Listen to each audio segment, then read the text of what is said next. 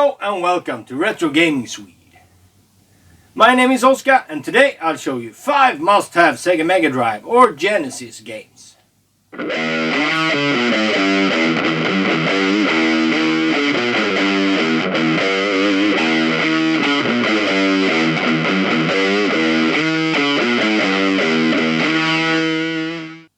While some of these games are really well known, I always try to add 1 or 2 more overlooked gems in there. Some of these are my absolute favorites for the Mega Drive, so make sure to stick with me to the end. But before we get going, do you want me to feature a specific game? Tell me in the comments, and when you're down there, press the subscribe and like buttons if you want. It really helps out. I post content like this every Wednesday and sprinkle some other stuff in there once in a while. I also have a start collecting guide on the Sega Mega Drive posted, so check out the link in the description if you want to check that video out. So let's get on with the show. Are you bad to the bone? Or maybe you're more of a Deep Purple or Black Sabbath guy. Maybe you're really just into racing games and explosives. Anyway, here's the absolute classic, rock and roll racing. Let the carnage begin! Yeah, rock and roll racing. This is a really good isometric action racer made by Blizzard and included in the recent Blizzard Arcade collection. You race through the stages at lightning speed, trying to shoot your opponents to get a nice little money bonus. The stages are littered with pickups and hazards. There's also jumps to try to nail and turbo arrows to help you get ahead. Looks lost out there. The soundtrack is filled with rock classics from such great acts as Black Sabbath, Steppenwolf and Deep Purple, with great 16-bit renditions of Paranoid, Born to be Wild and Highway Star, framing the action on screen perfectly. There's 3 cars in the game, and as you earn money from racing, my best tactic is to get the expensive car as fast as possible, because it's the fastest and has the Nitro Boost special, which makes the game so much easier at the start. There's also a ton of upgrades for your car that can make it into a real speed demon. At the start of the game, you can select from several characters with different attributes. They all look really good and has these awesomely cheesy names like Snake Sanders or Cyberhawk and Jake Badlands. You can even unlock Olaf from the Lost Vikings. They are really nicely designed and has that old school Blizzard look to them. So now I've talked about this awesome game for a while, and I've still not mentioned the best part. There's multiplayer! The multiplayer is an absolute blast, with really nice split screen gameplay, and the stages are quickly filled with mines and projectiles, with the result being utter chaos. So, if you want to play a really good racing game on the Mega Drive, this is it!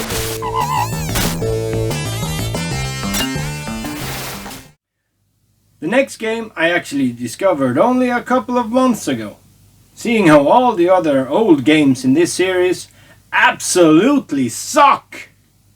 I'm not really surprised, but what if I say, if there's something strange in your neighborhood, who you gonna call?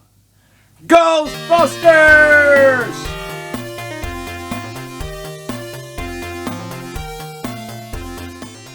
This game should not be confused with the crappy NES and Master System versions of Ghostbusters. This is so much better than that BS. At the start, you select from Peter, Ray and Egon, but no Winston. All the characters have different stats and play slightly different. The game plays like a straightforward run and gun platformer instead of the weird cryptic nonsense of the earlier games. You play as these really cute deformed versions of the characters and it looks really good. The stages are pretty varied and fun to traverse. The ghosts all look pretty good and there's a really big variety of enemies.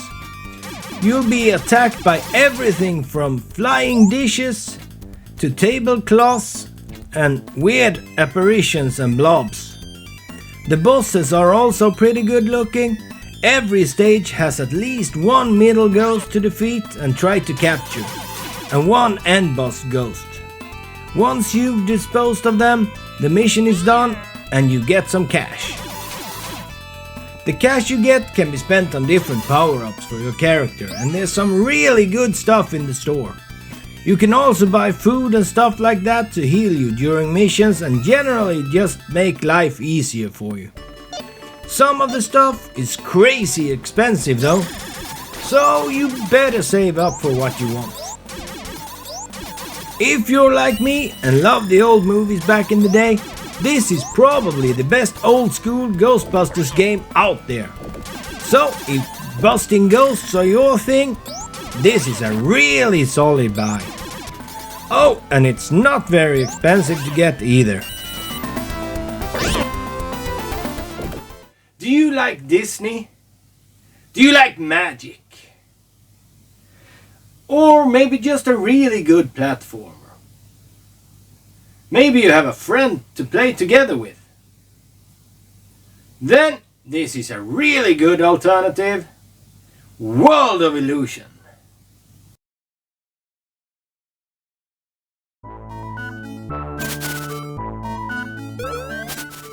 This is the sequel to the excellent Castle of Illusion, a game everyone keeps talking about as one of the best games for the Mega Drive. But I have a secret for you. I like this more. Yes, it's a little bit easier than the original game, but this game is absolutely gorgeous. It's easily one of the prettiest games on the system. The game is also completely playable in co-op, which is a really great touch. You can even help each other out, like standing atop the other guy's shoulders to reach normally unreachable platforms.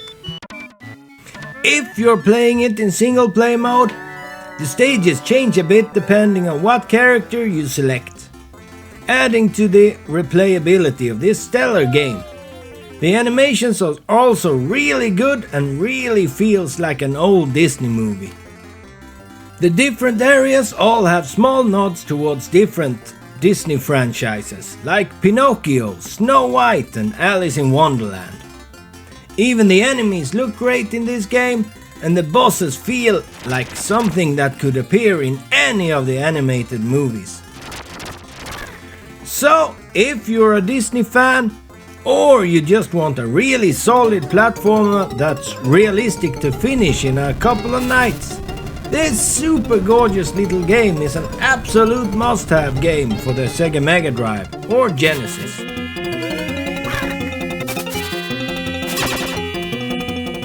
The next game is one of those Mega Drive classics I never played as a young lad. I was always more into Sonic and Streets of Rage than this. It's not until recent years I've started playing these games, and I think it's because I got one of them for the Sega Master System. I started looking for this absolutely awesome game. Anyway, enough rambling.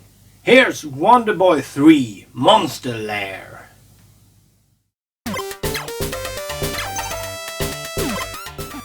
Oh boy, is this a good game! It controls absolutely amazing and there's so much action going on. I know the gameplay looks pretty simplistic at first, but once you've gotten past the first half of a level, something happens. Every stage is split into two, with the first part being an auto-scrolling platformer and the second part is a shoot 'em up. This variety in gameplay makes the game insanely fun to play, and it never feels like a grind to get through the same style of gameplay over and over just to get to the end of the level. Then doing the same thing again. It's almost like playing two games at the same time. On both level variants you get tons of different weapon power-ups and it's really fun to try them out. The enemies are all very fun versions of different animals and the bosses are bigger variants of them. Both modes of gameplay play really well and all in all this is a really good game. The graphics look really cute and colorful and the music is pretty good too. The game also has a co-op mode and it works really well. It's not as thought out as in World of Illusion, but it's really fun to play with a friend. So, if you want a really solid and varied game, Wonder Boy 3 Monster Lair is a really good option if you enjoy both platformers and shoot 'em ups. This is one of those games that deserve to be in every Mega Drive collection. For the last game, we have a really underrated gem from a once really big comic book and cartoon franchise. I mean, they even made a movie out of it, starring Warren Beatty and Madonna. Anyway, do you like shooting mobsters?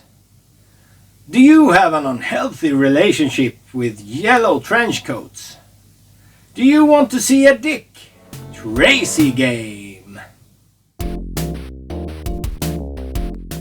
This is a pretty special game. It's sort of played in two planes.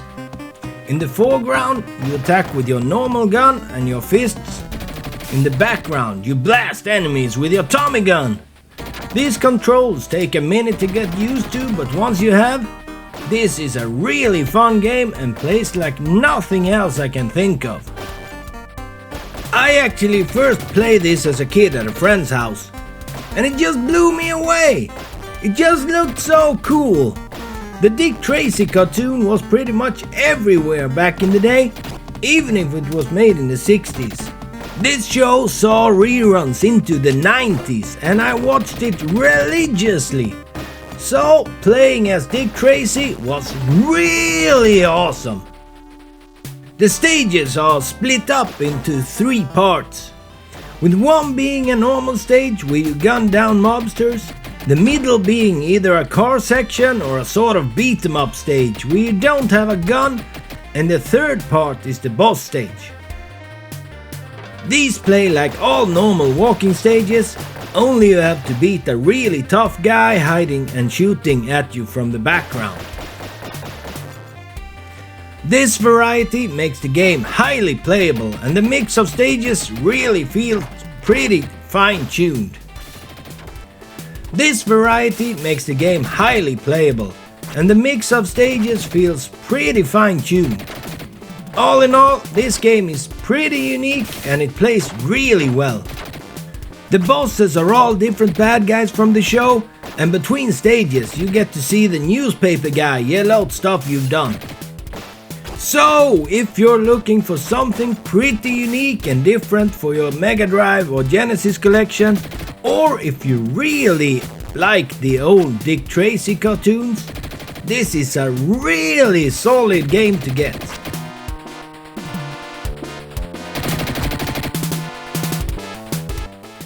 So that was 5 Mega Drive or Genesis games I strongly recommend getting.